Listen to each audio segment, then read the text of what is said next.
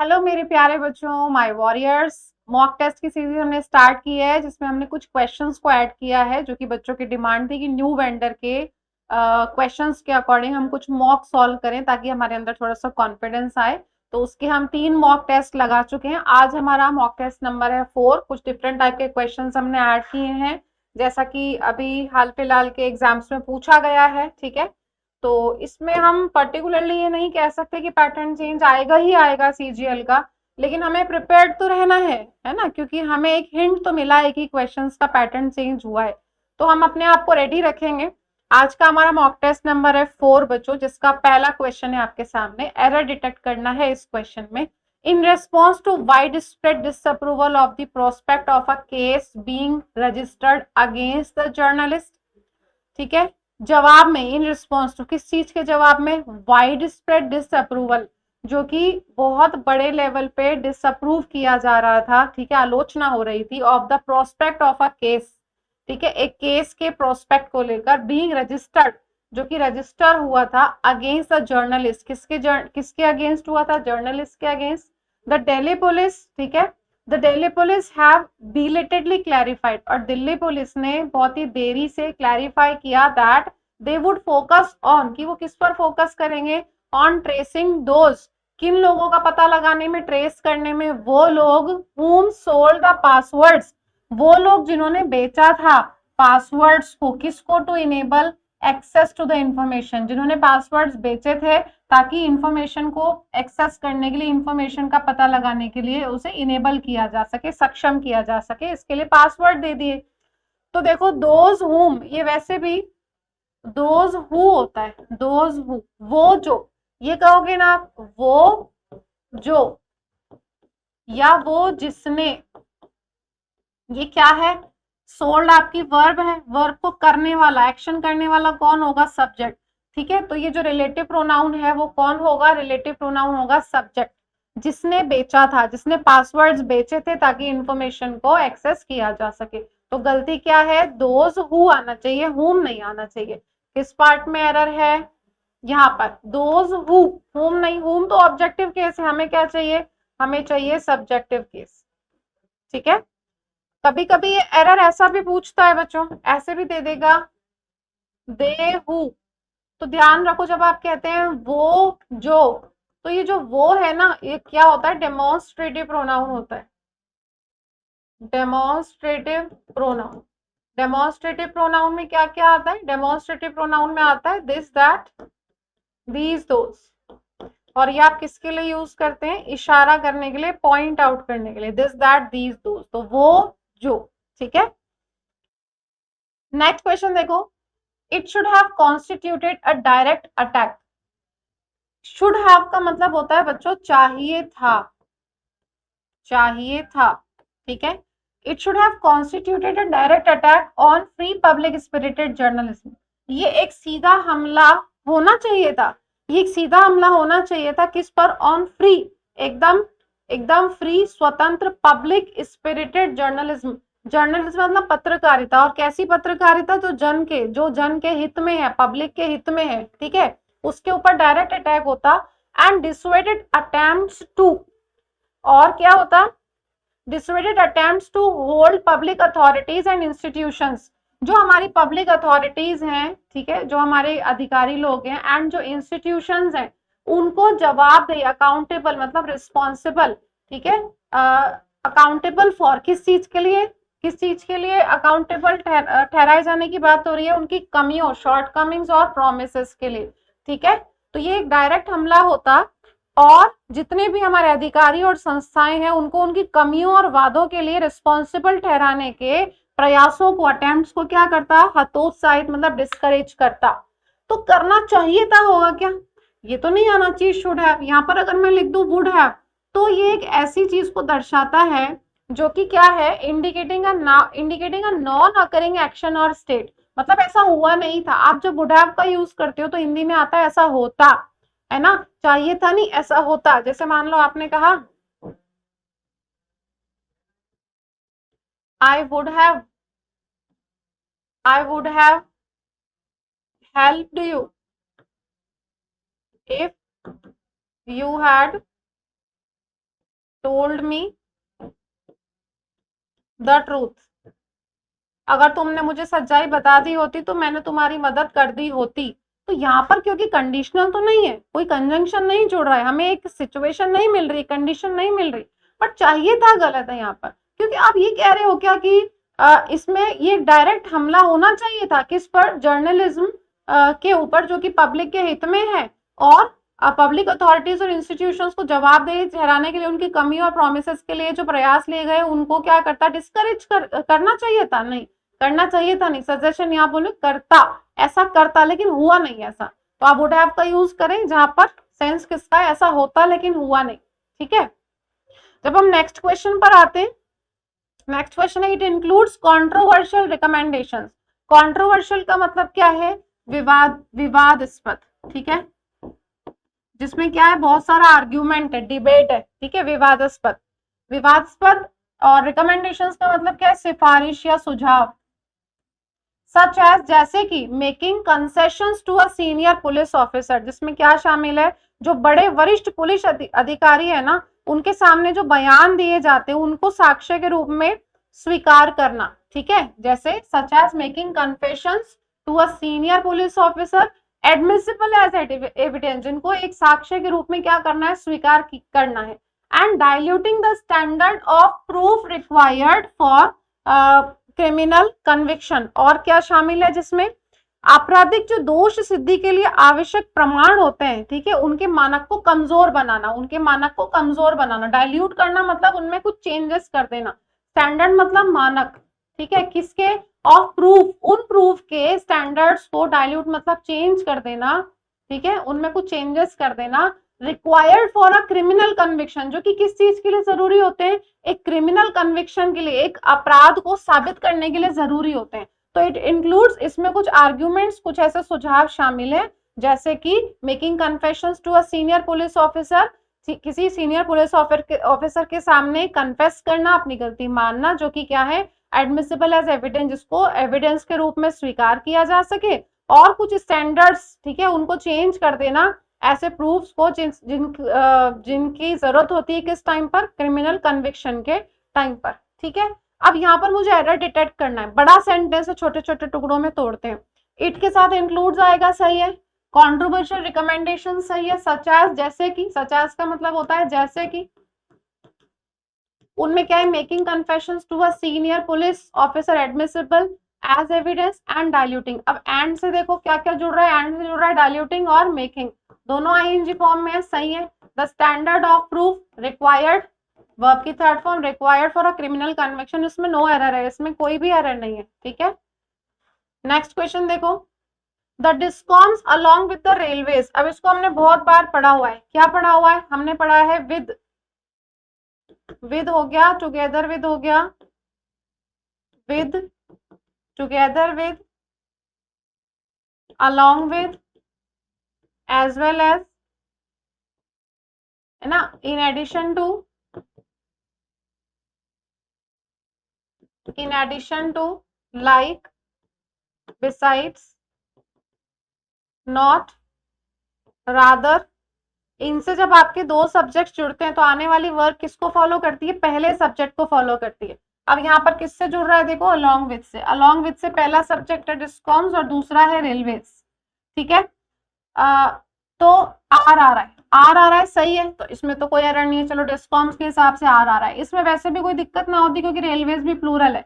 आप चाहे रेलवेज को कंसिडर करते, वैसे रूल क्या है कि डिस्कॉम्स के अकॉर्डिंग आना चाहिए। अब ये हमसे पूछ दूसरी बात रहा है कि is between few, are among the few. देखो, बिटवीन का यूज क्यों नहीं हो सकता, क्योंकि बिटवीन दो के लिए आता है, तो ये बिटवीन गलत है, फ्यू है, फ्यू है मीन्स दो से ज्यादा है, तो क्या आना चाहिए, अमंग आना चाहिए, तो ये तो कट गया। अब हमारे पास जो ऑप्शंस दिए गए हैं उसमें तीनों में अमंग है, अमंग द अ फ्यू तो कुछ नहीं होगा। ठीक है, और are among the few, are among the few, ये दोनों सेम है, आंसर इसका एक ही होगा। ठीक है, यही होगा, are among the few, are among the few इसका आंसर होना चाहिए भाई। ओके, चलो नेक्स्ट देखो, इंडियाज जीडीपी श्रैंक, श्रिंक की फॉर्म है, shrank second form, by 7.5% in the July September quarter, as the economy rebounded from a record contraction of 23.9% in the previous quarter. हालांकि India officially entered a technical recession, recession आया है technical recession India में, with the economy shrinking on a second straight quarter. अब इसमें हमसे पूछा है, देखो ऑलरेडी हमें एग्जाम्पल इसमें ऑप्शंस में दे रखा है कि हमें क्या देखना है, ये देखना है, बाकी तो सेम है ना। With the economy shrinking, about, on या फॉर। तो विद द इकोनॉमी श्रिंकिंग, अब यहाँ पर एक पीरियड ऑफ टाइम दे रखा है सेकेंड स्ट्रेट क्वार्टर, ठीक है, सेकेंड स्ट्रेट क्वार्टर। तो पीरियड ऑफ टाइम को दर्शाने के लिए क्या लिखेंगे हम, पूरे पीरियड के लिए, ड्यूरिंग के लिए क्या आएगा, फॉर आएगा ना, अबाउट नहीं, ऑन नहीं, फॉर। कितने समय के लिए श्रिंकिंग देखी गई इकोनॉमी में, for a second straight quarter, ठीक है।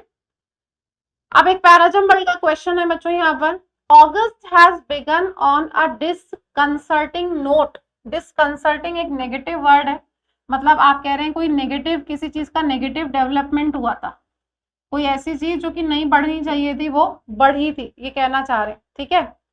तो अगस्त में क्या स्टार्ट हुआ, अगस्त ने क्या स्टार्ट कर दिया, अगस्त कैसे स्टार्ट हुआ, बड़े ही नेगेटिव डेवलपमेंट के साथ। Note in India corona virus story, India की कोरोना वायरस स्टोरी में एक बहुत ही नेगेटिव डेवलपमेंट हुआ, क्या, the 7-day weekly average of cases, 7-day weekly average, जो एवरेज आ रहा था हर हफ्ते में केसेस का, hovers around the psychologically important 40,000 mark. तो कहां तक पहुंच गया था, 40,000 mark. And there is an uptick, uptick का मतलब होता है स्लाइट इंक्रीमेंट, थोड़ी सी बढ़ोतरी, upsurge in daily new cases, daily new cases में थोड़ी सी वृद्धि हो रही थी, with the latest numbers a little over, जो कि 41,000 से थोड़ा सा ज्यादा था।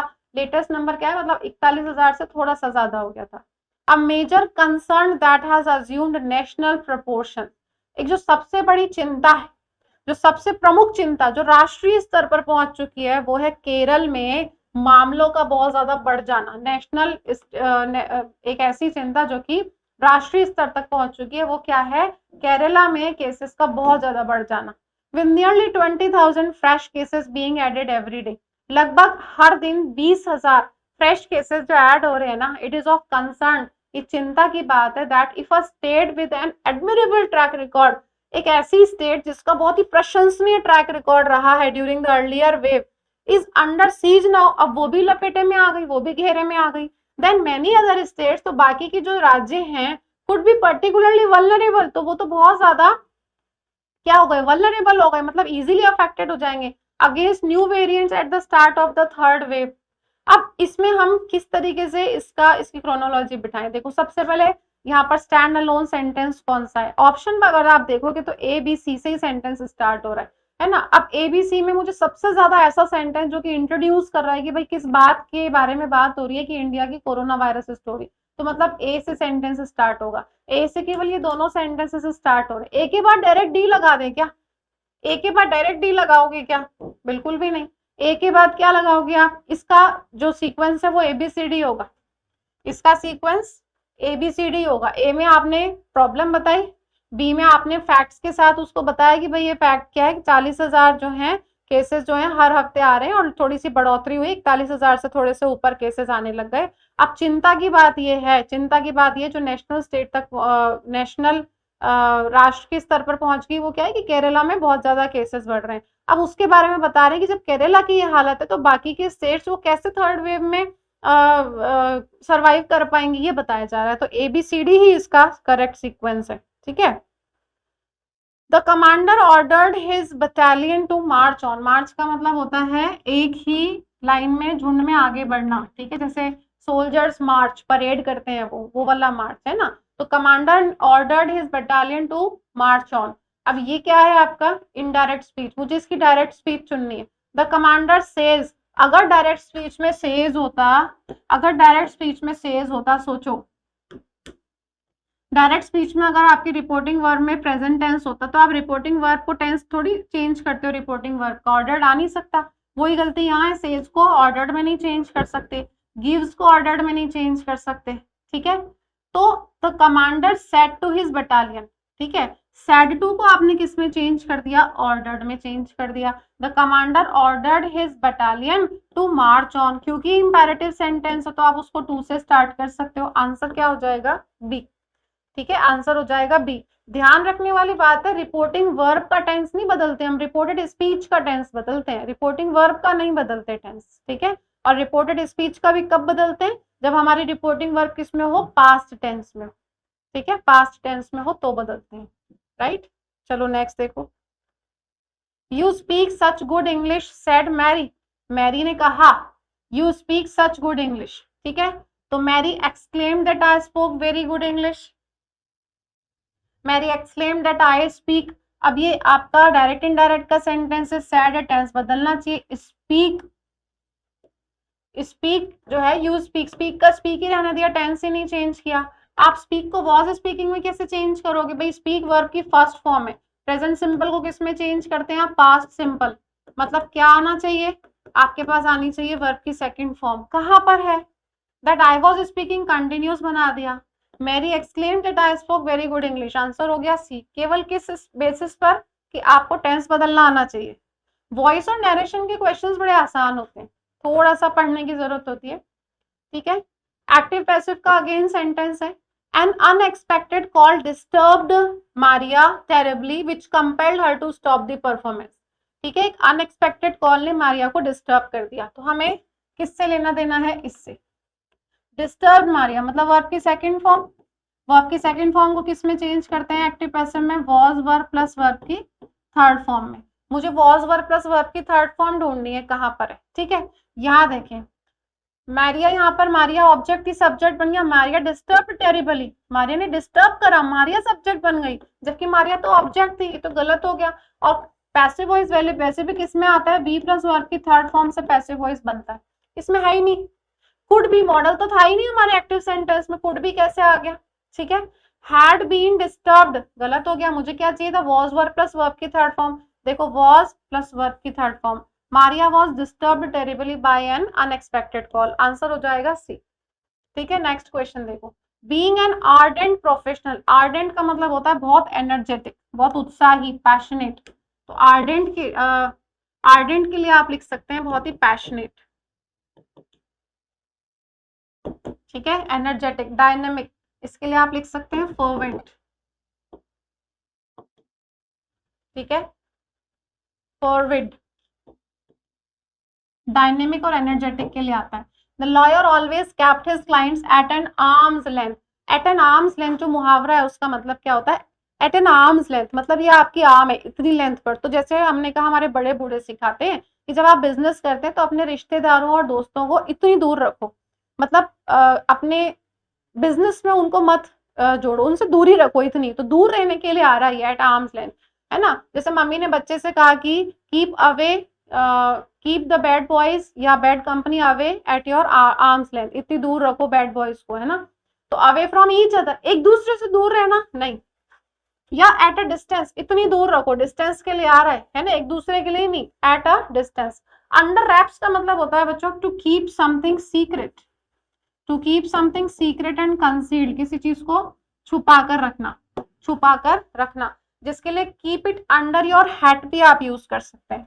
To keep something under your hat, keep something under your hat, जिसका मतलब क्या है, किसी चीज को छुपा कर रखना, है ना।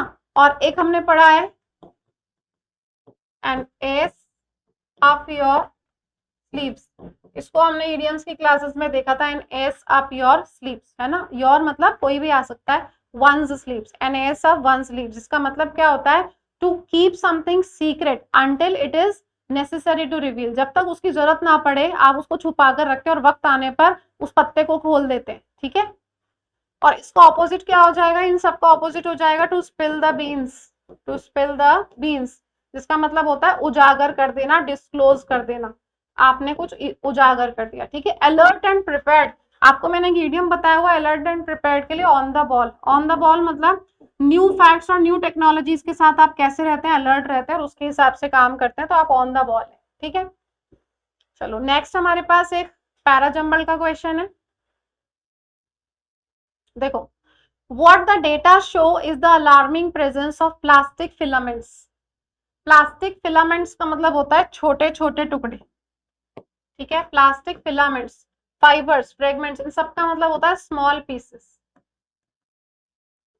And in two places microbeads, वही माइक्रोबीट्स का मतलब क्या होता है, extremely small pieces of something like cosmetic हो सकता है, वो डिटर्जेंट हो सकता है, बहुत ही महीन टुकड़े, ठीक है। With their composition pointing to both industrial and secondary broken down plastics from articles to articles of everyday use. अब इस सेंटेंस से हमें पता लग रहा है कि एक डेटा है जो कि हमें एक अलार्मिंग प्रेजेंस दे रहा है कि भाई अब बहुत ज्यादा दिक्कत हो गई है, बहुत पानी जो है सर से ऊपर उठ चुका है, कि प्लास्टिक फिलामेंट्स, फाइबर्स, टुकड़े जो हैं प्लास्टिक के, ठीक है, माइक्रोब्स और अपने कॉम्पोजिशन के साथ वो किस चीज की तरफ इशारा कर रहे हैं, both industrial and secondary broken down plastics, industrial भी और सेकेंडरी ब्रोक डाउन प्लास्टिक्स भी। कहाँ से, उन चीजों से जो कि हम डेली रोजमर्रा की जिंदगी में यूज करते हैं। हम डिटर्जेंट यूज करते हैं, हम प्लास्टिक कई जगह पे यूज करते हैं, हम बाहर से जो सामान लाते हैं वो सब प्लास्टिक के पैकेट्स में पैक होकर आता है। दीज रेंज फ्रॉम, अब मुझे क्या देखना है, ये दीज किसके लिए आ रहा है, ये दीज किसके लिए आ रहा है, कुछ ना कुछ एक प्लूरल नाउन कहीं ना कहीं पर आई होगी, ठीक है। अब ये कहां से कहां तक है, इनकी रेंज, टायर भी होते हैं उसमें, कपड़े भी होते हैं, फूड पैकेजिंग भी होती है, बैग्स भी होते हैं, कॉस्मेटिक्स भी होते हैं जिसमें छोटे छोटे टुकड़े होते हैं, गार्लैंड कवर्स होते हैं और अदर म्युनिसिपल वेस्ट होता है। इट इज डिप्रेसिंग, ये बहुत सैड है, ये बहुत ही दुखद सिचुएशन है। दो नॉट सरप्राइजिंग, अगर सरप्राइजिंग नहीं है तो दुखद जरूर है, इसलिए that a new study bye an NGO, एक एनजीओ ने एक नई स्टडी जो है, एक एनजीओ की नई स्टडी के अकॉर्डिंग हैज फाउंड, उसने ये पाया है, उस हैज फाउंड एविडेंस, उसने बहुत सारे सबूत पाए हैं of a modern day skirt. Skirts का मतलब होता है बच्चों कर्स, ठीक है, जो हमारे लिए बहुत अनप्लीजेंट है, शार्प है, सॉरी बहुत अनप्लीजेंट है और बहुत खराब स्थिति है, ठीक है, श्राप है हमारे लिए। माइक्रोप्लास्टिक्स है इन द रिवर, नदियों में माइक्रोप्लास्टिक्स की बात हो रही है, with the highest concentration in Varanasi and Kanpur, जिसमें सबसे ज्यादा कॉन्सेंट्रेशन, मतलब कहाँ इकट्ठा हुआ है सबसे ज्यादा, Varanasi and Kanpur, followed by Haridwar, मतलब हरिद्वार के साथ साथ वाराणसी और कानपुर में भी इस तरह का माइक्रोप्लास्टिक जो है वो इकट्ठा हुआ है। ऐसे सबूत किसमें है, एक स्टडी हुई है जो एक एनजीओ ने की है ना, तो ये बड़ी दुखद स्थिति है। The Ganga might have stood witness to many stages of Indian civilisation as Mahatma Gandhi once noted. एक बार महात्मा गांधी ने कहा था, नोट किया था कि जो गंगा नदी है वो विटनेस बनी है, मतलब चश्मदीद बनी है, देखा है उसने बहुत सारी स्टेजेस को, भारतीय सिविलाइजेशन की, भारतीय सभ्यता की बहुत सारे पड़ावों को गंगा ने देखा है। बट इन रीसेंट डेकेड्स, लेकिन पिछले कुछ दशकों में it has become a conduit for, conduit का मतलब होता है चैनल, लेकिन पिछले कुछ दशकों में ये एक चैनल, ये एक रास्ता बन गया है फॉर सुवेज, जितना भी वेस्ट होता है घर से निकलने वाला उसका, solid waste, industrial effluents, industrial waste and other pollutants, ठीक है। अब इसमें मुझे स्टैंड अलोन सेंटेंस ढूंढना है बच्चों, ठीक है। अब ए से अगर मैं सेंटेंस स्टार्ट करूं तो ये किस चीज का डेटा है, क्यों बता रहे हैं, तो हमें पता ही नहीं, ए से सेंटेंस स्टार्ट नहीं होगा।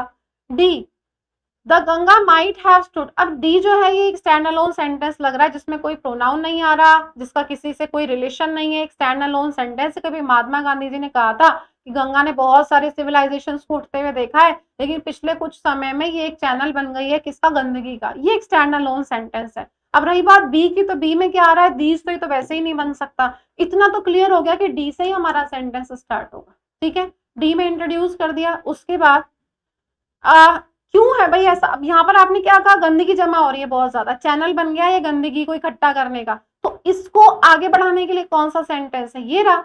यहाँ नदियों की बात हुई है तो यहाँ भी नदियों की बात हुई है, कि ये बड़ी दुखद स्थिति है कि एनजीओ की स्टडी के अनुसार सबूत मिले हैं कि आज के टाइम पे सबसे बड़ी जो प्रॉब्लम है वो क्या है, माइक्रोप्लास्टिक, जो कि रिवर्स में इकट्ठी हो रही है, और सबसे ज्यादा कहाँ है, हरिद्वार के साथ साथ कानपुर और वाराणसी में भी है। तो डी के बाद में सी करो, ठीक है।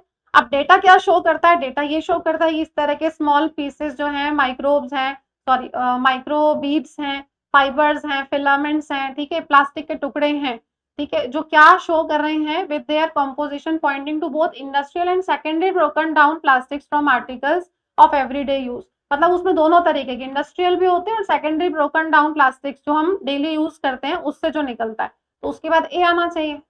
अब ये दीज किसके लिए आ रहा है, ये रहे आर्टिकल्स, मतलब ये जो बताया ना माइक्रोब्स है और फिलामेंट्स है, फाइबर्स है, इसके लिए आ रहा है दीज। ये कहाँ, ये चीजें, ये चीजें की बात होगी, देखो आर्टिकल्स की, सॉरी आर्टिकल्स की बात हो रही है।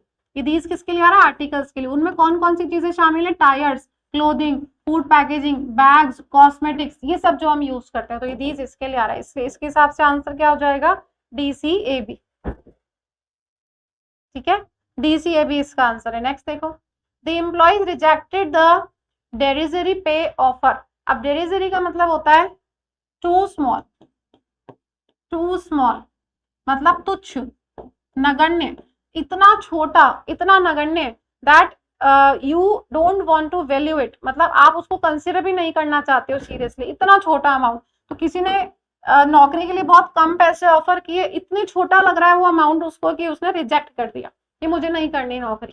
पार्शियल के दो मतलब होते हैं, एक तो पार्शियल का मतलब होता है अधूरा, जो अभी इनकम्प्लीट है, अधूरा, और दूसरा इसका मतलब क्या होता है पार्शियल का? बायस्ड। बायस्ड मतलब जो क्या करता है? पक्षपात, पक्षपाती। ये बायस्ड है, बायस्ड है तो प्रीजुडाइज्ड है। ठीक है, अनजस्ट है, अनफेयर। और फुल का मतलब क्या होता है? कंप्लीट, पूरा हो गया है भाई, फुल है, पूरा है। जैसे मान लो ये ऑडिटोरियम फुल भरा हुआ है, तो आप उसको क्या कहोगे? Thronged with audience. कोई गली लोगों से भरी हुई है तो क्रैम्ड विद। ठीक है, thronged with, crammed with, full of.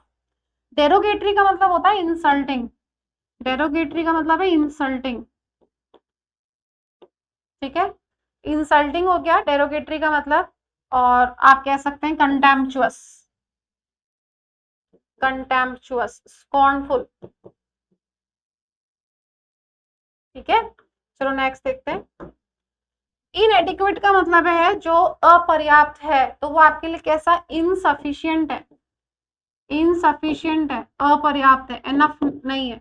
तो कम है, कम है तो उसको क्या बोलोगे? मीगर है, स्किम्पी है, स्कैंती है,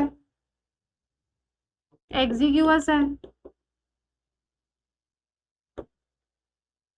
ठीक है, पार्ट्री है। इन सबका मतलब होता है कम होना, इनसफिशिएंट होना। लेकिन अगर आपको बात करनी है प्रचुरता की, बहुत सारा है, तो बहुत सारे के लिए आप क्या कहेंगे? Abound, abundant. ठीक है, प्लेथोरा, प्रचुरता और बाहुल्य को बोलते हैं गैलोर। ठीक है, एम्पल, बाउंटीफुल। इन सब का मतलब होता है प्रचुरता और बहुलता, ये इसके ऑपोजिट है। अब हमसे डेरिजरी का पूछा था सिनोनिम, तो देखो डेरिजरी का मतलब है बहुत तुच्छ, बहुत स्मॉल, जिसको आप बिल्कुल भी तवज्जो नहीं दे रहे हो, बिल्कुल भी रिस्पेक्ट नहीं दे रहे हो कि मुझे तो कंसीडर ही नहीं करना है इसको, चाहे वो अमाउंट हो चाहे पर्सन हो, मुझे कंसीडर ही नहीं करना, मुझे भाव ही नहीं देना उसको। तो पार्शियल है क्या? फुल है क्या? इनएडिक्वेट है या डेरोगेटरी है? ठीक है,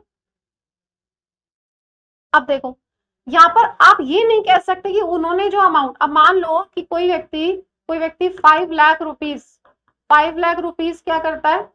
डिजर्व करता है, उसको अगर ऑफर किया जा रहा है 3 लाख का। अभी 3 लाख इनसफिशियंट थोड़ी है, स्कीम भी बहुत कम थोड़ी, इनएडिक्वेट थोड़ी है। आप ये कह रहे हैं कि एम्प्लॉयज ने रिजेक्ट कर दिया डेरिजरी पे ऑफर को, है ना? डेरिजरी का मतलब क्या है? इंसल्टिंग, जिसको आप बिल्कुल भी तवज्जो नहीं दे रहे हो, बहुत ही तुच्छ है, बहुत ही तुच्छ है। उस केस में इसका आंसर क्या लिखेंगे? हम डेरोगेटरी लिखेंगे, इनएडिक्वेट नहीं लिखेंगे। इनएडिक्वेट मतलब अब आप कहोगे इनएडिक्वेट, किसी के लिए जो एडिक्वेट अमाउंट है वो 15,000 और किसी के लिए 5 लाख भी कम है ना? तो इनएडिक्वेट और एडिक्वेट के सेंस में नहीं ले सकते, पर्याप्त और अपर्याप्त नहीं। हम नहीं कह सकते किसके लिए कितना अमाउंट पर्याप्त है, लेकिन हम ये कह सकते हैं कि डेरिजरी पे ऑफर क्या था? इंसल्टिंग, कि भाई मुझे इतना कम ऑफर किया इसलिए रिजेक्ट कर दिया। ठीक है, नेक्स्ट देखो, the wedding planner is making all the reservations and arrangements in advance. इसको हमें किस में चेंज करना है? आपको इसमें चेंज करना है पैसिव वॉइस में इसको। ओके, तो the wedding planner is making, continuous है, पैसिव वॉइस में कैसे चेंज करेंगे? Is am are plus being plus verb की थर्ड फॉर्म में चेंज करना है इसको। ऐसा कहां पर दे रखा है? देखते हैं, चलो। आर टू बी मेड गलत हो गया, आर बीइंग मेकिंग, बीइंग के बाद मेकिंग लगा दिया, गलत हो गया, वर्ब की थर्ड फॉर्म चाहिए थी। आर मेड गलत है, मुझे क्या चाहिए था, is am are plus being plus verb की थर्ड फॉर्म। देखो ये आ रहा है यहाँ पर आर बीइंग प्लस वर्ब की थर्ड फॉर्म, ये चेंज कर दिया आपने किसको, इज मेकिंग को आर बीइंग मेड। अब यहाँ पर आपका सब्जेक्ट वेडिंग प्लानर था इसलिए इज आ रहा था, लेकिन आप ये जो रिजर्वेशंस और अरेंजमेंट्स ये प्लूरल है, ये आपके क्या बन गए सब्जेक्ट, अब ये प्लूरल बन गया इसलिए आर आ रहा है, इसलिए आपका आंसर क्या हो जाएगा, B. Answer would be B. ठीक है, नेक्स्ट क्वेश्चन देखो। He said he was going for shopping and asked if he might get me anything. ये आपको ऑलरेडी दे रखा है बच्चों इनडायरेक्ट स्पीच में, इसकी डायरेक्ट स्पीच चुननी है मुझे। अब ये जो ही वॉज गोइंग है, ठीक है, ही वॉज गोइंग, ये किस में बनाया हमने, आपने इसको चेंज किया पास्ट कंटिन्यूस में, मतलब ये डायरेक्ट स्पीच में कौन से टेंस में होना चाहिए, प्रेजेंट कंटिन्यूस को पास्ट कंटिन्यूस में चेंज करते हैं, तो प्रेजेंट कंटिन्यूस ढूंढते हैं कहाँ है, ये तो विल बी गोइंग है, ये भी विल बी गोइंग है, ये रहा आई एम गोइंग दोनों में आ रहा है, आई एम गोइंग दोनों में आ रहा है, तो इसको तो काट दो, प्रेजेंट कंटिन्यूस को पास्ट कंटिन्यूस में चेंज कर दिया। ठीक है, अब ये कैन है, कैन होता तो यहाँ कुड होता, लेकिन यहाँ तो माइट है, तो मे को माइट में चेंज किया होगा, आंसर क्या हो गया, डी। ही सेड, जब उसने कहा तो मुझसे क्या कहा, I am going for shopping, मैं कुछ खरीदारी करने जा रहा हूँ, मे आई गेट यू एनीथिंग, ये आपका क्या है, इंट्रोगेटिव। अब रूल होता है इंट्रोगेटिव को आप किस में चेंज करते हो, असर्टिव में। ठीक है, असर्टिव में चेंज कर दिया तो and ask if he might get me anything. ठीक है, आई को किस में चेंज कर दिया, ही में। ठीक है, मे को माइट में, यू को मी में। ठीक है, if he might get me anything, answer हो गया 4। नेक्स्ट देखो, अ परमानेंट ट्रिब्यूनल टू एजुडिकेट, एजुडिकेट का मतलब होता है डिसीजन लेना, निर्णय लेना, निर्णय लेना। ठीक है, एक ट्रिब्यूनल जो कि न्याय करते हैं, कोर्ट, छोटा कोर्ट आप कह सकते हैं, to adjudicate river water disputes between states.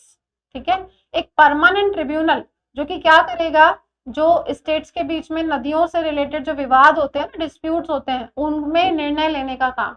Will dash be a vast improvement, वो एक बहुत बड़ा सुधार होगा, improvement, dash the present system of setting up ad hoc tribunals, dash the present system, जो प्रेजेंट सिस्टम है ना, सेटिंग अप मतलब बनाने का, एडहॉक ट्रिब्यूनल्स, एडहॉक का मतलब होता है जो तुरंत बनाए जाते हैं।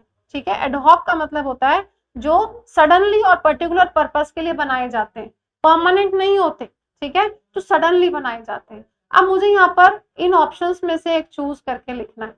इनएविटेबली का मतलब होता है अवश्यम भावी रूप से, अवश्यम भावी रूप से। ठीक है, कंडीशनली का मतलब होता है शर्त के साथ, जिसमें कोई शर्त हो, शर्त के साथ। इनकंसिडरेबली, पहली बात तो देखो ये इनकंसिडरेबली नहीं होता, ये सॉरी अनकंसिडरेबली नहीं होता, ये इनकंसिडरेबली होता है। और इनकंसिडरेबली का मतलब होता है नॉट वर्थ कंसिडरिंग, जिसको आप कंसिडर नहीं करते हो, नॉट वर्थ कंसिडरिंग। अभी अभी आपने देखा था ना, डेरिजरी एक वर्ड आया था, इतना तुच्छ, अगर मैं सामने वाले को कंसीडर नहीं करती तो मैं उसकी निंदा करूंगी, उसको उसकी इंसल्ट करूंगी, उसको ह्यूमिलिएट करूंगी, है ना, तो क्या हो जाएगा, inconsiderably means you are not considering, इतना छोटा, इतना तुच्छ है कि आप उसको कंसिडर भी नहीं कर रहे हो। ओके, और अनडाउटेडली मतलब बिना किसी शक के। अब इसको कैसे सॉल्व करना है, ठीक है, तो a permanent tribunal to adjudicate river water disputes between states will dash be a vast improvement। Inevitably आप इतना एक्सट्रीम स्टेटमेंट दे नहीं सकते पहली बात तो, क्योंकि कोई भी ट्रिब्यूनल बनेगा वो सारे डिस्प्यूट्स को एक बहुत ही अच्छे तरीके से मैनेज कर पाएगा कि नहीं, सही सही निर्णय ले पाएगा कि नहीं। आप इतना बड़ा वर्ड इनएविटेबली मतलब जरूर ऐसा हो जाएगा ऐसा नहीं कह सकते। ठीक है, a vast improvement in the present system of setting up ad hoc tribunals, ये नहीं होगा। ओके, कंडीशनली और अबव, अब सोचो यहाँ अबव आ सकता है क्या, आपको ये दो ऑप्शंस देते हैं इसलिए ताकि दोनों को कंसीडर करें। अबव की क्या जरूरत है, अबव तो आपको बताता हायर देन, अबव तो नहीं आएगा यहाँ पर, तो ये गलत हो गया, दोनों गलत हो गए, है ना। यहाँ पर आपको अनकंसिडरेबली दे रखा है जो वर्ड नहीं होता, है ना। अब अनडाउटेडली, अनडाउटेडली कह सकते भाई कोई शक नहीं है, अनडाउटेडली तो कह सकते हैं जो कि एक एडवर्ब है, undoubtedly be a vast improvement over the present system of setting up ad hoc tribunals. अब ये जो ओवर है ना बच्चों, वो किसके लिए आता है? जब आप दो चीजों में बताते हैं कौन किसके ऊपर भारी पड़ रहा है ना, कौन किसके ऊपर भारी पड़ा, उस तरीके से। तो जो ये परमानेंट ट्रिब्यूनल बनाने की बात कर रहे हैं ना, वो भारी पड़ेगा किसके ऊपर? कंपैरिजन है किसके ऊपर? प्रेजेंट सिस्टम जो है ना, बहुत ही टेम्पररी ट्रिब्यूनल्स बनाने का, ठीक है, जब मुसीबत आई तब बना लिया और फिर उसको भंग कर दिया, वो जो सिस्टम है उसके ऊपर एक बहुत बड़ा सुधार होगा। तो ओवर यहाँ पर आना चाहिए, ठीक है, आंसर हो जाएगा fourth. That he is a brave man is admitted by everybody. अब हमने इसको पढ़ा था, जो आपका नाउन फ्रेज या नाउन क्लॉज होता है, नाउन क्लॉज या नाउन फ्रेज, कुछ भी हो, ये क्या क्या होता है? किसी एक सेंटेंस में सब्जेक्ट भी हो सकता है, ऑब्जेक्ट भी हो सकता है और कॉम्प्लीमेंट भी हो सकता है। तीनों का काम करेगा, सब्जेक्ट भी होगा, ऑब्जेक्ट भी होगा और कॉम्प्लीमेंट भी होगा, ठीक है। तो ये एडवर्ब क्लॉज होगा क्या? ही इज अ ब्रेव मैन। पहली बात तो एडवर्ब को होने के लिए, ठीक है, adverb clause, adverb clause, adverb के लिए क्या चाहिए? वो किसी को काम को करने का मैनर बताए, उसका प्लेस बताए, उसका टाइम बताए, उसका रीजन बताए, ऐसा कुछ होगा, ठीक है। तो ये तो वाई का, हाउ का, वेयर का, इस तरह का जवाब देगा। एडजेक्टिव क्लॉज किसी नाउन की विशेषता बताएगा, एडजेक्टिव क्लॉज किसी नाउन की विशेषता बताएगा। एडवर्ब क्लॉज ऑफ मैनर, वही मैंने कहा, मैनर और क्लॉज, मैनर बताता है, ये मैनर बताता है, प्लेस बताता है, टाइम बताता है। अब नाउन क्लॉज ये कैसे यूज हो रहा है? देखो, as a subject, as a subject, ध्यान से देखो यहाँ पे वर्ब, वर्ब कहां से स्टार्ट हो रही है? यहाँ से, इज एडमिटेड बाय एवरीबडी। कौन सी चीज हर इंसान के द्वारा मानी जाती है, हर इंसान के द्वारा स्वीकार्य है? क्या? वॉट। वॉट का जवाब क्या है आपका? वॉट का जवाब होगा सब्जेक्ट। सब्जेक्ट क्या है? कि वो एक बहादुर व्यक्ति है, ये चीज हर इंसान मानता है। तो समथिंग क्या है? कि वो एक बहादुर व्यक्ति है, ये चीज एडमिट की जाती है सबके द्वारा, तो ये सब्जेक्ट का काम कर रहा है, इसलिए आंसर क्या हो जाएगा? नाउन क्लॉज, ठीक है। I will die before I yield. Yield का मतलब होता है झुकना, झुकने से अच्छा तो है मैं मर जाऊंगा, मैं मर जाऊंगा लेकिन झुकूंगा नहीं, ये इसका मतलब है। अब बिफोर आई यील्ड, आपको वैन का जवाब नहीं दे रहा क्या? टाइम नहीं बता रहा क्या? कब? कब? कब मर जाओगे? किससे पहले? झुकने से पहले। तो ये क्या है आपका? Before I yield. Before I yield क्या है? खाली एडवर्ब नहीं हो सकता बच्चों। यहाँ पे देखो आप ध्यान से, आई सब्जेक्ट है और यील्ड वर्ब है, और मैंने आपसे कहा था कि जिसमें सब्जेक्ट और वर्ब होता है वो क्या होता है? क्लॉज। अगर कोई शब्दों का समूह जिसमें सब्जेक्ट और वर्ब है और वो नाउन का काम कर रहा है तो उसे नाउन क्लॉज कह दो।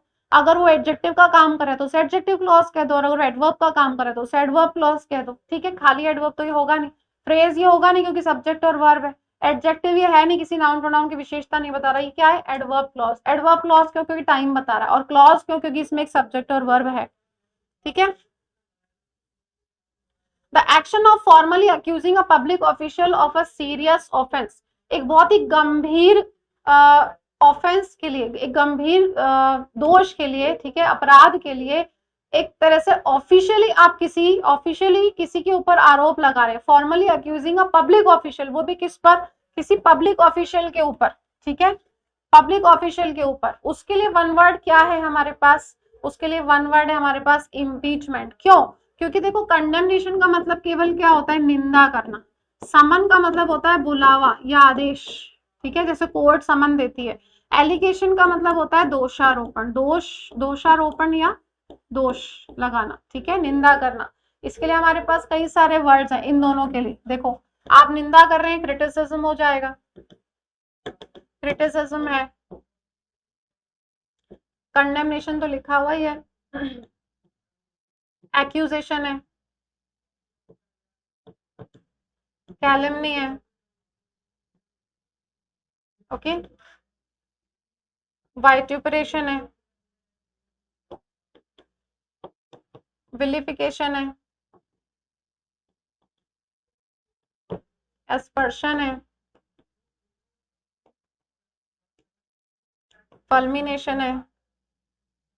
इन सब का मतलब होता है निंदा करना, ठीक है, किसी के ऊपर कीचड़ उछालना। अब इम्पीचमेंट पर्टिकुलर वर्ड है क्योंकि आ रहा है पब्लिक ऑफिशियल, किसी पब्लिक ऑफिशियल के ऊपर किसी तरह का कोई आरोप लगाना, ठीक है, आरोप लगाना उसके ऊपर। चलिए नेक्स्ट देखते हैं।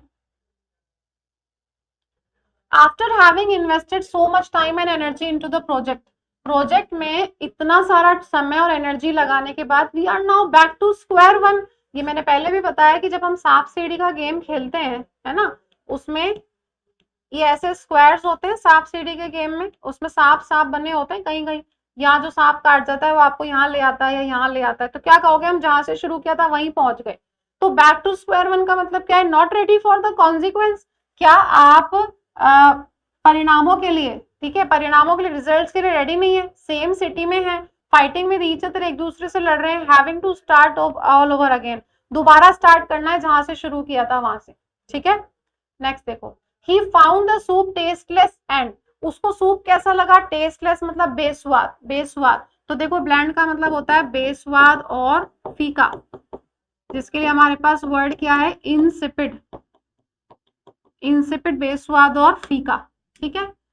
ये जो ब्लेंड है इसका मतलब क्या होता है, मिक्स, ब्लेंड करना, मिक्स करना, मिश्रण, मिक्सचर, और इसी की वर्ब की थर्ड फॉर्म है, ब्लेंड की थर्ड फॉर्म है। ब्लंट होता है एकदम डायरेक्ट, मुंहफट, जो एकदम फ्रैंक है, सब कुछ सच सच बोल देता है, फ्रैंक है। स्ट्रेट फॉरवर्ड है, ठीक है, स्ट्रेट फॉरवर्ड है, वो क्या करता है, एकदम सीधे बोल देता है जो भी बात है, तो आप उसको क्या कहोगे, कैंडिड है, ठीक है, कैंडिड है, ऑनेस्ट है, डायरेक्ट स्पीकर है, ऑनेस्ट है, डायरेक्ट है, लीपापोती नहीं करता अपनी बातों में, जो है वो बोलेगा, जो है वो बोलना मतलब कॉलिंग अ स्पेड, आपका एक इडियम है, कॉलिंग अ स्पेड मतलब जो है वही बोलना, इधर उधर की बात ना करना, जो सच है वो बोलना। Straight from the shoulder, if somebody says something straight from the shoulder, straight from the shoulder, जिसका मतलब क्या है, एकदम सच बोलना, ठीक है। बहुत ही स्विफ्ट एंड वेल डिलीवर्ड, बिल्कुल सीधे, मतलब डोंट प्रिवेरिकेशन नहीं है, और आप कह सकते हैं सर्कमलोक्यूशन नहीं है, बीटिंग अराउंड द बुश नहीं है, एकदम सीधा है ना, वेल डिफाइंड, इसका मतलब है वेल डिफाइंड, बिना इधर उधर की बातें किए, ओके। तो कौन सा वर्ड लिखिए, टेस्टलेस से मिलता जुलता वर्ड कौन सा है, ब्लैंड। अब ये तो है बेस्वाद और फीका, तो टेस्टी के लिए हमारे पास कौन से वर्ड है, जो टेस्टी है वो कैसा है, डिलेक्टेबल, जो टेस्टी है वो डिलेक्टेबल है, सक्यूलेंट है, क्रम्शियस है, ठीक है, पैल्पेबल है, एकदम टेस्टी होना, बहुत अच्छा होना खाने में, ठीक है। देखो ये तो बेस्वाद और फीके के लिए वर्ड्स हैं। अगर हम बात करें कोई खाना टेस्टी है, तो जो वो टेस्टी है, डिलेक्टेबल है ना, बहुत टेस्टी, बहुत चटपटा, चटपटे के लिए पीकेंट वर्ड हमारे पास है, चटपटा है, पीकेंट है, सेवरी है, ओके, सक्यूलेंट है, क्रम्शियस है, पैलेटेबल है, पैलेटेबल, ठीक है। इन सब का यूज करते हैं हम फूड और ड्रिंक जो कि बहुत टेस्टी हो, चटकारेदार हो, चटपटी हो, बहुत टेस्टी हो, बहुत अच्छी लगे आपको, ये सब टेस्टी के लिए है। और इंसिपिड किसके लिए आता है, फीके के लिए। अच्छा, इंसिपिड बोरिंग के सेंस में भी आएगा, अगर आप कहें क्या फीकी फीकी पार्टी, क्या फीकी फीकी शादी है, कोई मजा ही नहीं आ रहा, क्या तुमने फीके फीके कपड़े पहने, तो बोरिंग मंडेन के केस में भी आप इंसिपिड का यूज करते हैं। जो लैकलस्टर है, बोरिंग है, हमड्रम है, ठीक है, ऑर्डिनरी है, उस केस में भी यूज करेंगे। चलते हैं बच्चों नेक्स्ट क्वेश्चन पे। नेक्स्ट क्वेश्चन है हमारा एक पैसेज। एक जो डिफरेंस देखा जा रहा है अभी, जो पैटर्न चेंज हुआ है न्यू वेंडर के अकॉर्डिंग, उसमें क्लोज टेस्ट को हटा के आपको पैसेजेस मिल रहे हैं, तो इसीलिए हमने चेंज पैटर्न के अकॉर्डिंग क्लोज टेस्ट को हटा के एक पैसेज यहाँ पर लिया, ठीक है। अब उस पैसेज पर बेस्ड कई तरह के क्वेश्चंस वो पूछ रहा है, कभी सिनोनिम पूछ लेता है क्वेश्चन देके, कभी एक ग्रुप ऑफ वर्ड्स देके उसमें पर्टिकुलर वर्ड को अंडरलाइन करके पूछता है, वो एडवर्ब है, एडजेक्टिव है, फ्रेज है, क्लॉज है तो कौन सा है, ये सारी चीजें पूछ रहा है, ठीक है। तो चलिए हम अपना पैसेज रीड करते हैं। वाइल अडॉप्टिंग अ टेक्नोलॉजी, हम टेक्नोलॉजी को अडॉप्ट कर रहे हैं, Indians have made changes to their attitudes and societal norms, भाई जैसे-जैसे भारतीय टेक्नोलॉजी को अडॉप्ट कर रहे हैं, उसके साथ फ़ैमिलियर हो रहे हैं, साथ-साथ उन्होंने बदलाव किए हैं अपने दृष्टिकोण, एटीट्यूड्स में और सामाजिक नॉर्म्स में। लेकिन often also made the technology work around, लेकिन हमने टेक्नोलॉजी के साथ अडॉप्ट इतना ज़्यादा उसको कर लिया है कि it works around their instincts. Instincts का मतलब होता है उनकी जो नेचुरल प्रवृत्ति होती है ना, सहज प्रकृति वो, ठीक है? कि हमें पता ही नहीं लगता कब हम टेक्नोलॉजी के अकॉर्डिंग अपना स्वाभाविक जो हमारा जो स्वभाव है उसको बदल लेते हैं। ये इसका कहने का मतलब है ना? कि साथ-साथ इसने हमारे सहज प्रवृत्ति को भी बदल दिया है। One area where the law of the jungle seems to prevail in the road, एक क्षेत्र की बात हम कर रहे हैं जहां पर जंगल राज, जैसे जंगल होता है, seems to prevail is the road, एक ऐसी जगह जहां पर ऐसा लगता है जंगल बन चुका है, जंगल का राज है, वो कहां पर देखा जा सकता है, कहां पर प्रचलित है? रोड पर। स्पेशली इन सिटीज, सिटीज में बात कर रहे हैं कि रोड्स बिल्कुल जंगल जैसी हो गई हैं। As a rule typically two wheelers and cars, एक रूल के अकॉर्डिंग टिपिकली जो टू व्हीलर्स होते हैं और कार्स होती हैं don't consider lanes important, important है ना, वो लेन्स को इम्पोर्टेंट ही नहीं मानती। अब ये तो एक बहुत ही ऐसी बात है जिसको आप और मैं दोनों जानते हैं कि हम आगे निकलने की होड़ में बिना मतलब लेन को चेंज करते हैं, इससे एक्सीडेंट का खतरा होता है। जबकि लेन्स किस लिए बनी होती है कि आप जिस लेन में चल रहे हो उस लेन में चलते रहो, और जगह मिलती है तो अपनी लेन चेंज करो, वो भी बहुत धीरे-धीरे, है ना? तो जो टू व्हीलर्स और कार्स है वो लेन को इम्पोर्टेंस मानती ही नहीं है important. We don't want to wait, हम इंतजार नहीं करना चाहते बिल्कुल भी हमारी टर्न का कि भाई कब हमारी टर्न आएगी। होता है ना जब हम चल रहे होते हैं, जिस लेन में हम होते हैं वो धीरे-धीरे खिसक रही होती है और बगल वाली लेन बहुत तेज़ गाड़ियाँ वहाँ से जा रही होती है, तो हम हमारे दिमाग में क्या होता है कि हम अपनी टर्न का वेट नहीं करें और हम इस लेन में कूद जाएँ आकर। इससे पीछे वालों को कितनी दिक्कत होती है ना? तो हम अपनी टर्न का वेट नहीं करना चाहते बट कीप जंपिंग लेन्स, हम लेन्स को जंप करना चाहते हैं, एक लेन से दूसरी लेन में जाना चाहते हैं। एंड वेडिंग अराउंड ऑब्स्टिकल्स, देखो वेडिंग अराउंड, यहाँ पर एक वर्ब आ रही है वेड। ओके, वेड का मतलब क्या होता है? वेड का मतलब होता है काफी मेहनत से जब आप किसी ऐसी जगह को पार करते हो यहाँ जहाँ या तो बहुत ज्यादा कीचड़ है या बहुत ज्यादा पानी है या बहुत मार्शी एरिया है, मतलब ओवरऑल आप धीरे धीरे स्टेप्स रखते हो ताकि आप उस एरिया से निकल सको, उसको पार कर सको, ठीक है? वेडिंग अराउंड ऑब्स्टिकल्स, आप धीरे धीरे ऑब्स्टिकल्स को पार करके आप लेन्स को क्रॉस करना चाहते हो। We seem to be possessed by a primal urge, और ऐसा लगता है हम सब कैसे हो गए, हम सबके ऊपर किस चीज ने अधिकार कर लिया है, by a primal urge to get ahead of others, हम सब में एक होड़ लग गई है और लोगों से आगे बढ़ने की, यहाँ तक कि रोड पर भी कि हम उससे आगे निकल जाएं। इवन इफ इट मीन्स, चाहे इसका मतलब यही क्यों ना हो कि the driver of the car और the two wheeler rider on the other lane has to jam hard on his brake, चाहे इसके लिए टू व्हीलर और फोर व्हीलर वालों को जब आप लेन क्रॉस कर रहे हो उनको जोर से ब्रेक ही क्यों नहीं लगाने पड़ जाए।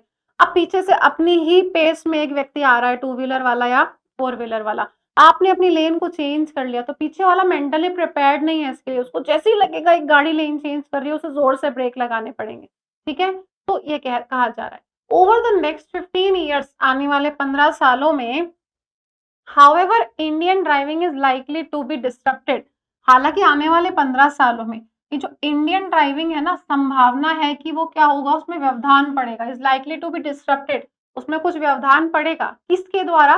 Bye electric vehicles, electric vehicles आ जाएंगे तो ये जो इंडियन ड्राइविंग है उसमें संभावना है कि कुछ व्यवधान पड़े। Electric vehicles that the Indian government seems, जिसको ऐसा लग रहा है कि भारतीय सरकार जो है बहुत ईगर है, उत्सुक है, कीन ऑन इंट्रोड्यूसिंग, इंट्रोड्यूस करने के लिए बहुत उत्सुक है, किसको? इलेक्ट्रिक व्हीकल्स को, विदाउट ट्रांजिशनिंग टू हाइब्रिड्स, ठीक है? हाइब्रिड वाहनों को बिना चेंज किए, उसमें बिना कोई बदलाव किए, हाइब्रिड वाहनों में बिना कोई बदलाव किए इलेक्ट्रिक व्हीकल्स को इंट्रोड्यूस करने की बहुत ज्यादा ईगरनेस है सरकार में। फार लेस पोल्यूटिंग, काफी ज्यादा, काफी काफी कम पोल्यूटिंग मतलब काफी कम प्रदूषण करने वाली, एंड कार्बन एमिटिंग, काफी कम कार्बन एमिट करने वाली। द इलेक्ट्रिक कार, जो इलेक्ट्रिक कार है जो कि काफी कम कार्बन एमिट करती है और काफी कम पोल्यूशन करती है, हालांकि poses a challenge, challenge pose करती है, poses a challenge to Indian driving practices, ठीक है? क्या चाहिए, इससे एक बात पता लग गई कि जो इलेक्ट्रिक व्हीकल्स हैं हालांकि वो कम पोल्यूशन करते हैं, कम कार्बन एमिट करते हैं, फिर भी इंडियन ड्राइविंग प्रैक्टिसेस के लिए ये एक बहुत ही बड़ा चैलेंज साबित होगा, ठीक है। The motor is much quieter. अब ये कह रहे हैं इलेक्ट्रिक जो वाहन है उनकी मोटर, उनका इंजन बहुत शांत होता है, देखा है ना आपने, आवाज नहीं आती उनमें। देन द इंजन, जो नॉर्मल हमारा इंजन होता है उससे काफी शांत होता है। And the transmission system has fewer parts too, और जो ट्रांसमिशन सिस्टम होता है उसमें काफी कम पुर्जे होते हैं उसमें, इलेक्ट्रिक व्हीकल में। ऑल वन हियर्स, एक व्यक्ति जो कुछ सुन सकता है वो केवल क्या सुन सकता है, हवा की आवाज, टायर की आवाज एंड रोड की noise, which is minimal in city driving, जो कि बहुत कम देखने को मिलता है सिटी ड्राइविंग में, ठीक है। ऐसा कौन कहते हैं, सेज महेश बाबू। कौन है वो, CEO of Mahindra electric. Mahindra electric के सीईओ कहते हैं कि इलेक्ट्रिक व्हीकल्स का इंजन बहुत शांत है और उसके ट्रांसमिशन सिस्टम में बहुत कम पुर्जे हैं, और आपको बहुत क्या सुनाई देगा भी तो हवा की आवाज, टायर की आवाज और रोड की आवाज, ठीक है। Imagine thousands of cars moving around. Imagine करो कि हजारों गाड़ियां आसपास में चल रही हैं बहुत शांति से ऑन आवर रोड्स पर। Electric motors are among the quickest prime movers. जो इलेक्ट्रिक मोटर्स हैं वो सबसे तेज गति से चलने वाले इंजनों में से एक है, ठीक है। सबसे तेज चलने वाले इंजनों में से एक है, ध्यान रखना इसको। इलेक्ट्रिक जो व्हीकल्स है वो सबसे तेज चलने वाले वाहनों में से एक है। अदर आफ्टर स्टार्ट होने के बाद they can very quickly ramp up मतलब स्पीड अप, बहुत जल्दी फुल स्पीड में आ जाती है इलेक्ट्रिक गाड़ियां, बहुत जल्दी से स्पीड पकड़ती हैं।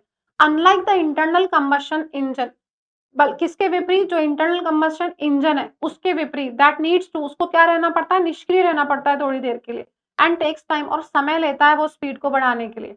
तो instant torque and quick acceleration, ठीक है। इंस्टेंट टॉर्क, देखो टॉर्क का मतलब होता है टर्निंग फोर्स और ट्विस्टिंग, है ना, घूमना, तो एकदम जल्दी से घूमने लग जाती है और बहुत जल्दी से स्पीड पकड़ता है। सम्स अप, ऐसी बात को जोड़ते हैं, सम अप करते हैं कौन, mister Babu. Maximum torque is available for a range of speeds too, और ये जो मैक्सिमम टॉर्क है वो किसके लिए अवेलेबल है, काफी प्रकार की स्पीड्स के लिए भी अवेलेबल है, ठीक है। Another crucial efficiency boosting attribute of the electric car, electric car का एक और बहुत इंपॉर्टेंट और एफिशिएंसी बूस्टिंग एट्रीब्यूट, काफी प्रभावकारी जो एट्रीब्यूट है, दक्षता बढ़ाने वाली विशेषता है बहुत महत्वपूर्ण, वो और क्या है, विल बी रीजनरेटिंग ब्रेकिंग। ये भी एक और इसका एक एट्रीब्यूट है, एफिशिएंसी को बूस्ट करता है, बहुत इंपॉर्टेंट है, किसका, इलेक्ट्रिक कार का, रीजनरेटिव ब्रेकिंग, ठीक है। इट्स अ क्यूट एप्लीकेशन, ये एक बहुत प्यारा प्रयोग है किसका, ऑफ एन ओल्ड फिजिक्स, ठीक है, पुरानी भौतिकी के नियम का एक बहुत ही प्यारा प्रयोग है। Where the electric motor powering the car, जहां पर द इलेक्ट्रिक मोटर, जो इलेक्ट्रिक मोटर है जो कार को पावर देती है, कैन रिवर्स इट्स रोल, वो अपने रोल को पलट देती है और क्या बन जाती है, becoming a generator and charging the battery, एक जनरेटर भी बन जाती है वो, इसीलिए इसको क्या कहा जा रहा है, रीजनरेटिव ब्रेकिंग, ठीक है, और बैटरी को भी चार्ज कर देती है।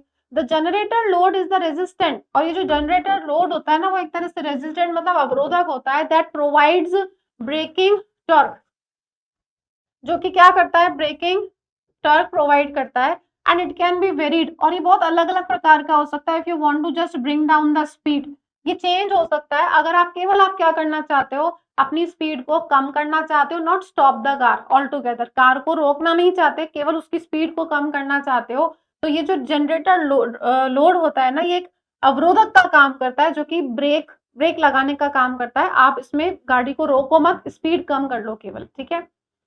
Electric cars present a unique opportunity, electric cars एक बहुत अच्छी अपॉर्चुनिटी प्रोवाइड करते हैं इंडियन ड्राइवर्स के लिए। Instead of tamping down the technology, ठीक है, instead of tamping down the technology, technology को क्या करने की बजाय, कम करने की बजाय, टेक्नोलॉजी को कम करने की बजाय, we can instead change our habits, भाई टेक्नोलॉजी को कम करने की बजाय हम अपनी हैबिट्स चेंज कर लेना, क्या, अपनी माइंडफुल रहे लेन्स को लेकर कि अगर मैं इस लेन में चल रहा हूं तो इसी लेन में चलूं, है ना, अपनी टर्न का वेट करें, पोलाइट रहें एंड रिस्पेक्टफुल रहें और लोगों के लिए भी, और लोग भी गाड़ी चला रहे हैं और उनकी नीड्स के लिए, and make our driving smoother, और अपनी ड्राइविंग को और ज्यादा सहज बनाएं, as well as make best use of regenerative braking, और रीजनरेटिव ब्रेकिंग का बेस्ट यूज कर सके। तो पूरा पैसेज किसके बारे में बता रहा है, इंपॉर्टेंस बता रहा है इलेक्ट्रिक व्हीकल्स का, ठीक है। चलो, which one of the following is most similar in meaning to wading. मैंने आपको वेडिंग का मतलब बताया था, छोटे छोटे स्टेप लेकर किसी कीचड़, पानी या ऐसी जगह जहां चलने में दिक्कत हो रही है उसको पार करना, ठीक है, काफी मेहनत से उसको पार करना। इसका सिनोनिम पूछा है। साइड लाइन का मतलब होता है रिमूव कर देना किसी को, किसी को कैसी, कम, कोई कम इंपॉर्टेंस वाली पोजीशन दे देना कि भाई उस प्लेयर को साइड लाइन कर दिया, मैनेजर को साइड लाइन कर दिया, है ना, कम इंपॉर्टेंस वाली पोजीशन दे दी या उसको हटा दिया, ऑर्गेनाइजेशन से हटा दिया, ठीक है। अच्छा, कास्केड का मतलब होता है फॉल इन लार्ज अमाउंट। इसका मतलब होता है to fall in large amount, बहुत ज्यादा मात्रा में गिरना। जैसे आप कह सकते हैं, मान लो कहीं से बहुत ज्यादा पानी गिर रहा है तो water cascaded from the roof. आपने बोला water cascaded from the roof, छत से बहुत सारा पानी गिर रहा है, ओके। एम्पलीफाई का मतलब होता है बच्चों बढ़ाना, मैग्नीफाई, बढ़ाना, किसी चीज को बढ़ाना, एस्केलेट करना, ठीक है, इंक्रीज करना, इंक्रीज करना। अगर आप आवाज बढ़ा रहे हैं तो क्या हो जाएगा, लाउडन। इसीलिए तो एम्पलीफायर्स बोलते हैं ना, जो आवाज बढ़ा देता है उसको एम्पलीफायर बोलते हैं। इंटेंसिफाई, ऑगमेंट, ये सारे वर्ड्स हो जाएंगे। इंटेंसिफाई, ऑगमेंट, इन सब का मतलब होता है किसी चीज को बढ़ाना, ठीक है। अब जब हमारे पास वर्ड है ट्रज, ट्रज का मतलब होता है छोटे छोटे स्टेप लेकर, छोटे छोटे स्टेप लेकर किसी चीज को पार करना, ठीक है, जो कि मतलब वेडिंग का भी है, ओके। तो इसलिए इसका सिनोनिम हो जाएगा आपका to walk with slow heavy steps, because you are very tired, क्योंकि आप बहुत टायर्ड हैं इसलिए आप क्या कह रहे हैं, you are having small steps, having small steps because you are tired. तो यही बैठ रहा है इसका आंसर कि छोटे छोटे स्टेप लेकर आप क्या कर रहे हैं, धीरे धीरे चल रहे हैं थकान के कारण। तो मिलता जुलता वर्ड आपका ट्रज है, ठीक है। इसके लिए आपके पास वर्ड हो सकते हैं, प्लॉड हो सकता है, PLOD, ओके, PLOD, स्लॉग हो सकता है, SLOG, राइट। नेक्स्ट क्वेश्चन देखते हैं। According to the passage which of the following statement is not true. आपको वो चुनना है जो कि ट्रू नहीं है, मतलब फॉल्स है, जो गलत है statement. Electric cars will reduce noise pollution and hence better than existing cars, ये तो बोला ही है ना। ये तो इतने तरीके के फायदे बता दिए कि पोल्यूशन कम होगा, आवाज कम होगी, है ना, इंजन भी उसका अच्छा है, स्पीड भी पकड़ लेता है, तो ये तो ट्रू है। Hybrid vehicles are far less polluting and carbon emitting, ये बात कही तो थी लेकिन किसके लिए कही थी, देखो ये बात कही थी लेकिन किसके लिए कही थी, ये रहा देखो, फार less polluting and carbon emitting the electric car, electric car के लिए कही थी ये बात, तो हाइब्रिड के लिए थोड़ी कही थी, हाइब्रिड व्हीकल्स के लिए नहीं कही थी। तो ये अभी हमें फॉल्स लग रहा है। और देखते हैं, adopting electric vehicles would be a huge challenge, हाँ ये बात भी तो कही थी कि ये ह्यूज चैलेंज है, ठीक है, किसके लिए, भारतीयों के लिए इसको अपनाना एक ह्यूज चैलेंज है। कहां पर है ये, देखिए तुरंत इसके बाद है, इलेक्ट्रिक कार्स के लिए बोला कि कम कार्बन एमिट करेंगे, कम पोल्यूशन करते हैं, पोजेस अ चैलेंज, चैलेंज तो है ये इंडियन ड्राइविंग प्रैक्टिसेस के लिए, ठीक है। तो क्या हो जाएगा यहाँ पर, adopting electric vehicles would be a huge challenge, हाँ। Electric cars accelerate very quickly, ये भी सही है, मात्र ये वाली जो बात है ये पैसेज में नहीं बोली गई है, ठीक है। इसलिए आपका आंसर कौन सा हो जाएगा, आपका आंसर हो जाएगा hybrid vehicles are far less polluting and carbon emitting, ठीक है। Choose the correct identification of the underlying phrase. Electric cars present a unique opportunity for Indian drivers. देखो अब ये यहाँ पर क्या है, इस पे केवल for है, for के बाद में क्या है, एक preposition है, एक preposition के बाद में क्या है, noun, noun, ठीक है। अब noun phrase ये क्यों नहीं हो सकता, क्योंकि noun phrase होता तो किसका काम करता, subject का, object का या complement का, ठीक है ना। तो ये ऑब्जेक्ट है, सब्जेक्ट हो नहीं सकता क्योंकि शुरू में आता है, और ये कॉम्प्लीमेंट भी नहीं है। एडजेक्टिव फ्रेज होता है जब वो नाउन और प्रोनाउन की विशेषता बताता, जब वो नाउन और प्रोनाउन की विशेषता बताता, ये भी नहीं होगा। एडवर्बियल फ्रेज क्या होगा, जब वो हाउ का, वाई का व्हेन का, वेयर का, इनका जवाब देता। ये भी नहीं कर रहा। प्रीपोजिशनल फ्रेज है क्योंकि सिंपली प्रीपोजिशन और उसके बाद में नाउन आ रहा है, ठीक है। But often also made the technology work around their instincts. पूछ रहा है कि यहाँ पर जो वर्ड ऑफन है वो क्या काम कर रहा है। इतना तो तय है कि एडवर्ब है क्योंकि सब में आ रहा है, लेकिन किसको मॉडिफाई कर रहा है। देखो, ऑफन क्या होता है? ऑफन होता है आपका एडवर्ब ऑफ फ्रीक्वेंसी। फ्रीक्वेंसी, अब फ्रीक्वेंसी किसी एडजेक्टिव की तो हो ही नहीं सकती। सोचो, फ्रीक्वेंसी का मतलब क्या होता है? फ्रीक्वेंसी का मतलब होता है कितनी बार आप किसी काम को कितनी बार कर रहे हो। आप किसी एडजेक्टिव को कैसे मॉडिफाई करते हो कि भाई चाय गर्म है, कितनी गर्म है, बहुत गर्म है। ये कमरा ठंडा है, कितना ठंडा है, बहुत ठंडा है ना। मेरा भाई इंटेलिजेंट है, कितना, बहुत इंटेलिजेंट है। तो आप डिग्री बता रहे हो एडजेक्टिव की, लेकिन आप एडजेक्टिव का भी फ्रीक्वेंसी नहीं बता सकते कि कितनी बार। कितनी बार तो क्या होगा, ये हमेशा वर्ब को मॉडिफाई करेगा। वर्ब मतलब जैसे आपने कहा गो, कितनी बार जाते हो, तो आपने बोला रोज जाता हूँ, हफ्ते में 2 बार जाता हूँ, महीने में 1 बार जाता हूँ, हार्डली चला जाता हूँ, एवरीडे जाता हूँ, ऑलवेज जाता हूँ, ऑफन जाता हूँ। तो फ्रीक्वेंसी हमेशा किसकी होगी? वर्ब की, वर्ब की। जैसे आपने कहा she often goes to late night parties. She often goes to late night parties. तो बताओ, ये फ्रीक्वेंसी किसकी बता रहा है? गोज की। वो जाती है कितनी बार, उसकी फ्रीक्वेंसी क्या है? अक्सर। वो अक्सर लेट नाइट पार्टीज के लिए जाती है। तो फ्रीक्वेंसी हमेशा किसकी होगी? वर्ब की। तो ये जो ऑफन है वो किसको मॉडिफाई करेगा बच्चों? वर्ब को मॉडिफाई करेगा, ठीक है। वो वर्ब को मॉडिफाई करेगा, एडजेक्टिव को कर नहीं सकता, अनदर एडवर्ब को भी नहीं करेगा, डिटर्मिनर को भी नहीं कर रहा है। यहाँ पर किसको? डिटर्मिनर है ही नहीं। डिटर्मिनर कहाँ है? डिटर्मिनर में क्या क्या आता है? या तो पॉजेसिव एडजेक्टिव्स आते हैं या आर्टिकल्स आते हैं, ठीक है, क्वांटिफायर जिनको आप कहते हो। तो एडवर्ब मॉडिफाइंग अ वर्ब होगा। किस वर्ब को? Made. Often made the technology work around their instincts, ठीक है। Which of the following is a compound sentence. देखो, कंपाउंड सेंटेंस में मैंने आपको बताया था पहले वाली क्लासेस में, उसमें क्या होता है? टू और मोर, टू और मोर इंडिपेंडेंट, इंडिपेंडेंट सेंटेंसेस होते हैं, 2 या 2 से ज्यादा।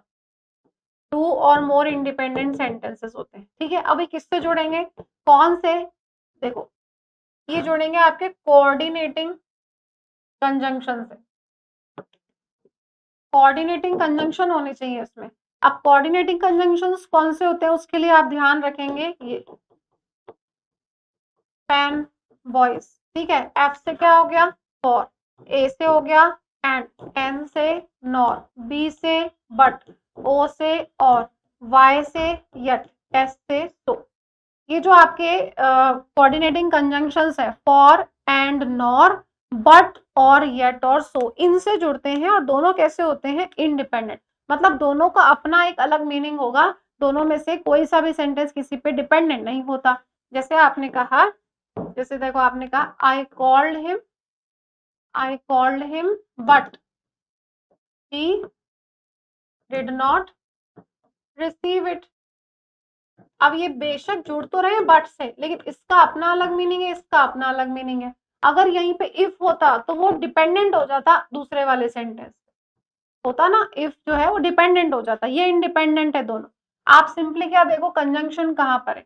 Electric cards present a unique opportunity for Indian driver, इसमें तो कंजंक्शन ही नहीं है, इसमें तो कोई कंजंक्शन है ही नहीं।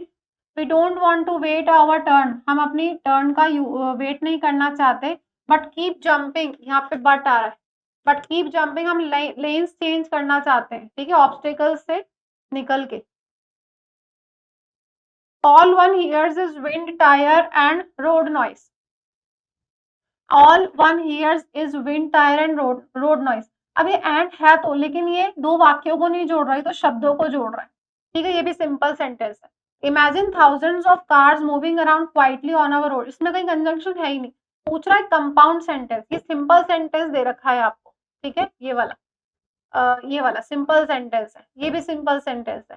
कंपाउंड सेंटेंस कहाँ है? जिसमें बट आ रहा है, बट आ रहा है। We don't want to wait our turn, independent sentence है। And we keep jumping lanes and waiting around obstacles, ये भी क्या है? Independent sentence. अब आप कहोगे इसका सब्जेक्ट कहाँ है? तो इसका सब्जेक्ट वी ही तो है।